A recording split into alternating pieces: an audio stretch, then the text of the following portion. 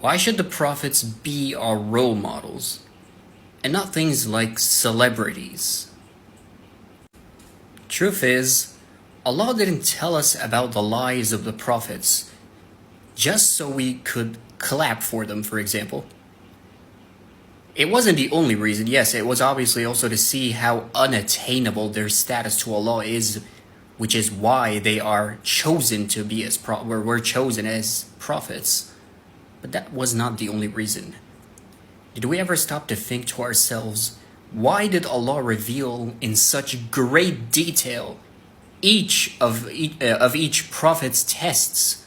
Why did he go into such detail about what they did, how the test was, and what the result was? The truth is, because even in our ummah, we will actually have very similar tests. Of course, no, not the same difficulty, because that's impossible. Nobody can be a prophet anymore. The only prophet that was left was Prophet Muhammad sallallahu alaihi wasallam. But similar tests, not the same difficulty, but could be the same scenario. I could give you some, like an example off the top of my head, real quick. For example, let's say all of the prophets got mocked, made fun of by the kuffar, things like that, right? But in our situation, what did most of us undergo in school, for example? Bullying. We were made fun of, mocked, things like that, right? Called bad names, nerds, or whatever. All of these things, right? Or even hit or injured. And all of the prophets got the same thing. So it's the same scenario, but is it the same difficulty? The prophets, it was the entire village against them. But for us, it was a bunch of bad people in school, maybe like 10, 15, whatever, even if it's the entire school, not an entire village, and not even the entire world. Do you see the difference? But it is a similar test, right?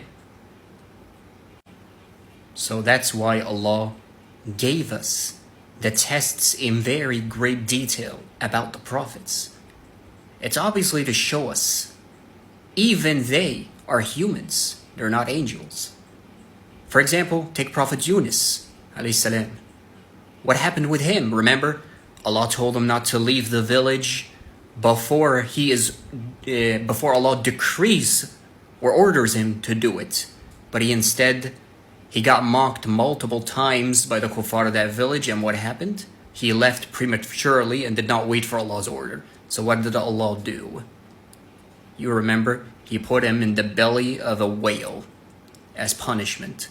And then came the famous dua for forgiveness, which is what? La ilaha illa anta subhanaka inni kuntu min al-zalimin. And such gave the birth of that.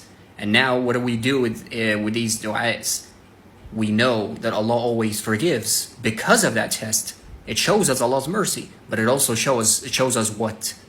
The closer you are to Allah, the more Allah loves you. And the more Allah loves you, it does mean, yes, He wants you closer to Him. So if you actually disobey Him when you're closer to Him, yes, you actually get punished more. And if I'm wrong about this, then look at the people that are, for example, disobeying Allah, but not disobeying Him and regretting it, for example. Are they getting punished? At least to your eyes, are they really getting punished? No, it almost seems like their life is not even buttery smooth, no tests. Yes, because that's what Allah said. It's called delaying your punishment. If Allah is delaying your punishment, that is not a good thing. And the worst punishment of all, believe it or not, is not Allah punishing you. The worst punishment of all is actually Allah abandoning you to do whatever you want.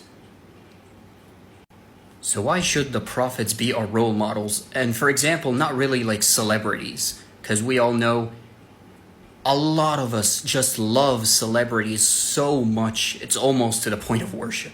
You know, we idolize them so much. We memorize their quotes, things like that, right? But the prophets should be our role models. Why? Because the prophets make you fear Allah in this world.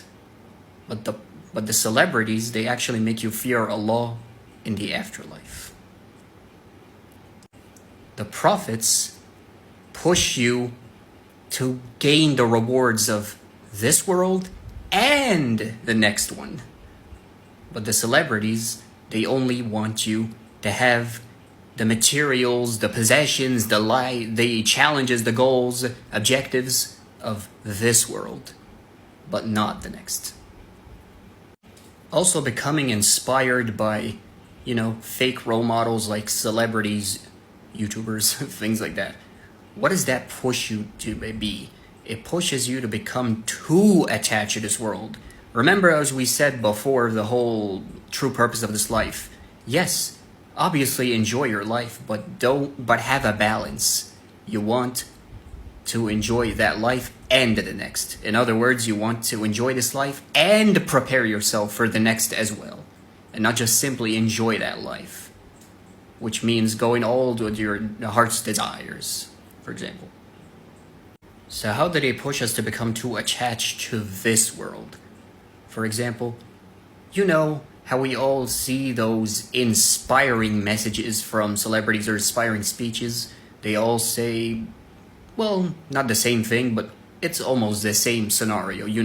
I used to be a janitor at this job. I used to be very poor. I used to whatever. Basically, it's almost all materialistic. I used to be poor. I used to have not any money. I used to not even own a company, and now I own a company. See, that shows you nothing is impossible. Again, those are all great things, but those are merely motivations for this world, but not for the next.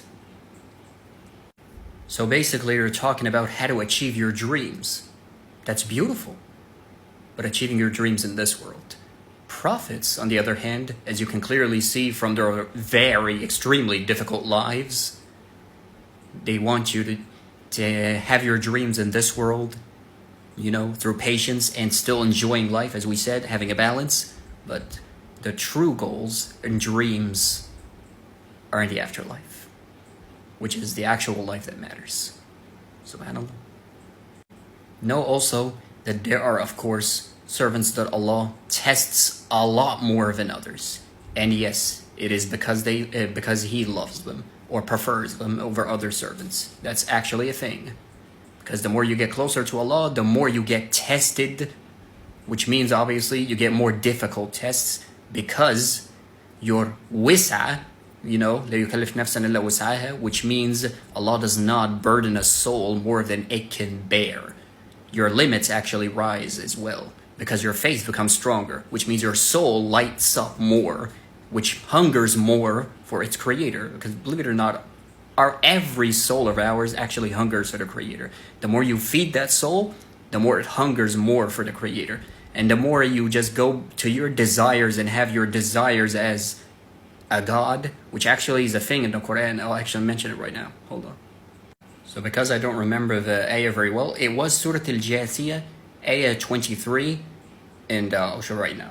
So, أَفَرَأَيْتَ مَنِ اتَّخَذَ إِلَهُ هَوَاهُ وَأَضَلَّهُ اللَّهُ عَلَى عِلْمٍ وَخَتَمَ عَلَى سَمْعِهِ وَقَلْبِهِ وَجَعَلَ عَلى بَصَرِهِ غِشَاوَةً فَمَنْ يَهْدِيهِ مِنْ بَعْدِ اللَّهِ أَفَلَا تَذَكَّرُونَ. So what Allah is saying is, have you seen, O Prophet, He's talking to the Prophet, have you seen, O Prophet, those who have taken their own desires as a God?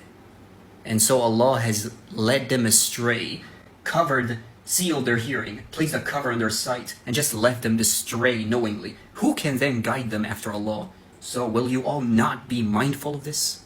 Allah saying, will you not be mindful of this? Do not take your desires as a God, because it will lead you astray. No matter what, your desires are not going to dictate your goals. Allah does.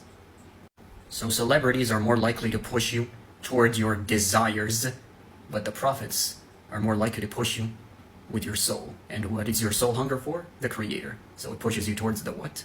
The Creator. Subhanallah. Really quickly, there's also the ayah which is in Surah Yusuf 53, which says, إِنَّ النَّفْسَ لَأَمَّارَةٌ بِالسُّوءِ, which means, yes, the nafs is more inclined to evil, orders you to do evil.